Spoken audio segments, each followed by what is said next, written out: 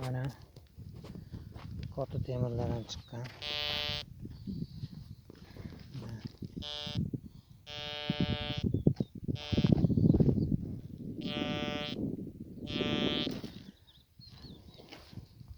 Kilo og'irlik vazmiga qarab uradi bu. 50 kilo 100 kilolik bo'lsa 1 metrgacha uradi chuqurligi. Agar 10 kilo 5 kilo mayda chuyda bo'ladigan bo'lsa 30-50 santimetr uradi. Katta kichikligiga qarab chuqurni uraveradi.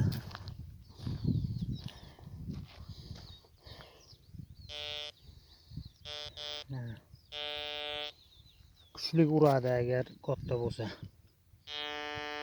Toza temirligi uchun bunga yaxshi uradi.